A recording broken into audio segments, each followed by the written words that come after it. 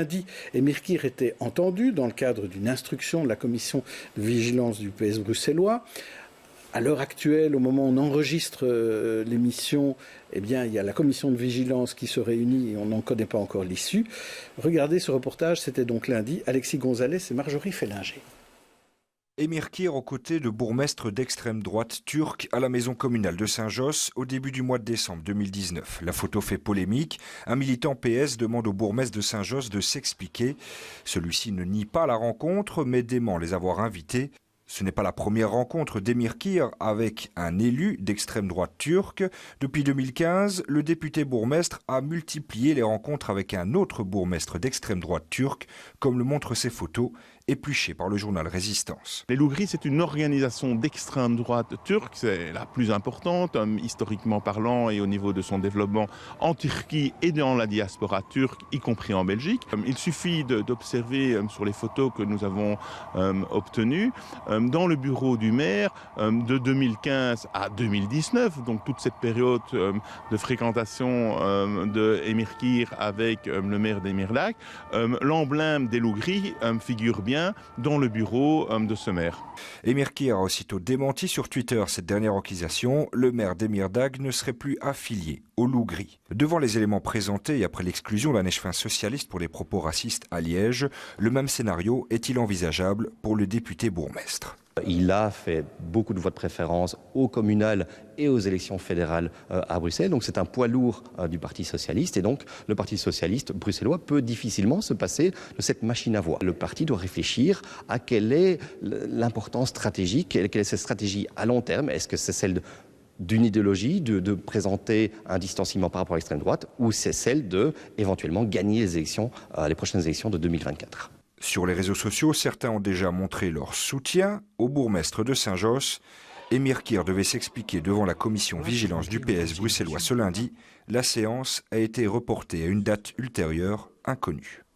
Là, vous avez entendu aussi Manu Abramovic, qui est un spécialiste de l'extrême droite, et Régis Dandois, qui est un politologue. Donc, entre-temps, Émir Kir a formulé ce qui peut ressembler à des excuses. En tout cas, il a reconnu que c'était une erreur d'avoir vu ce maire. Et Béat Diallo, lui, pour être président en Guinée, c'est pas encore sûr. Il a juste dit qu'il était disponible. Donc voilà où on en est. Je crois que Mateusz Kukulka voulait parler de ce cas, Émir Kir, qui a défrayé la chronique. Oui, ça défraie la chronique, mais ça va faire 20 ans que c'est comme ça. Il n'y a aucune surprise. Quand il était conseiller communal, il y a déjà eu des plaintes en interne. Quand il est devenu ensuite secrétaire d'État, à l'époque, Mehmet Koksal, qui était journaliste indépendant, lui aussi d'origine turque, a aussi soulevé le fait qu'il rencontrait des loups gris, donc c'était déjà il y a une quinzaine d'années. Et là, ça n'avait pas fait de bruit au sein du PS. Non, parce qu'en fait, il n'était pas on en parlait, mais ça grenouillait au sein du PS, mais ça ne sortait pas. Il n'y avait pas encore vraiment les réseaux sociaux comme maintenant. Donc le même militant aurait pu porter plainte en interne qu'on l'aurait jamais su. Il y a eu d'autres choses, c'est-à-dire que Émir Kir, en plus, a souvent eu un double discours dans la presse turcophone en Belgique.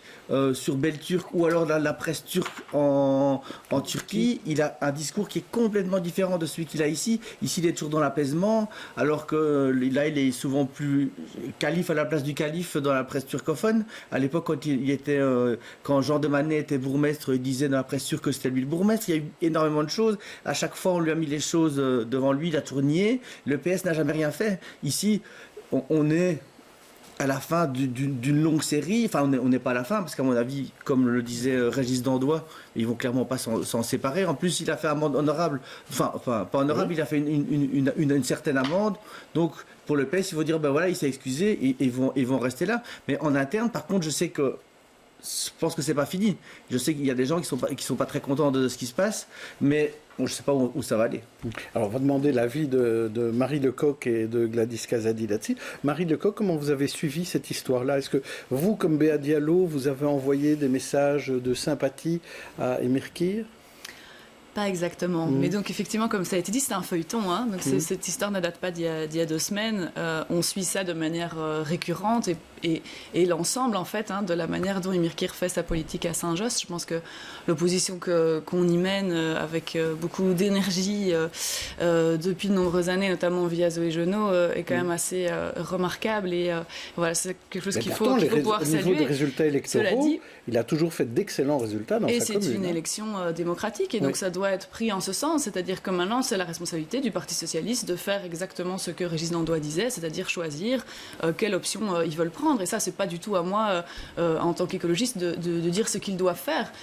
Il se trouve qu'ils ont des possibilités de discuter de ça en interne. Il y a le comité de vigilance, il y a un certain nombre de méthodes qui existent. Et bien voilà, qu'ils en fassent quelque part, qu'ils en fassent ce qu'ils veulent, et le choix sera clair. Par contre, je pense qu'on peut quand même saluer le fait que à la nouvelle présidence de la fédération du PS, Ahmed Laouej a quand même vraiment pris un signal assez clair et assez rapidement après une prise en fonction qui date quand même d'il y a 2 mois. Donc voilà, je pense que ça peut être salué aussi. Alors il y a quelques années, Benoît Ludgen avait exclu Maïnour Ozdemir du parti justement pour des problématiques de non-reconnaissance du génocide arménien. Comment vous voyez ce qui se passe au sein du PS? Est-ce que là aussi vous trouvez qu'il faut avoir des décisions plus rudes et plus dures? J'estime déjà que ce n'est pas à nous, ce n'est pas à moi de dire comment le PS doit gérer cela. Ils ont une commission de vigilance, ils ont des structures internes comme on en a au CDH qui vont trancher sur la question. Donc c'est à eux de faire ce travail avec toute indépendance. Voilà, j'estime que ce n'est pas à nous de nous pencher sur cette question. Mais comment vous voyez ça, vous, comme jeune député, vous arrivez, vous vous rendez compte que voilà, il y a ces problématiques-là qui existent, des choses qui vous semblaient normales, vous parce qu'on dit que ça existe depuis 20 ans. Qu'est-ce que vous pensez de cela? Moi, il y a 20 ans, j'étais en maternelle. Donc, on va dire que c'est pas, je ne suivais pas encore avec. Non, mais c'est quelque chose que vous découvrez, c'est ça? C'est pas quelque chose qu'on découvre. Enfin, moi, j'étais au courant qu'il y avait ce genre de pratique qui existe.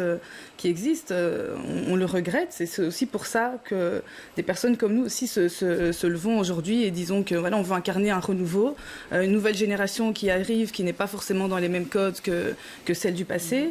Mais donc voilà, et encore une fois, je le dis, c'est pas à nous de dire ce que le PS doit faire. Alors,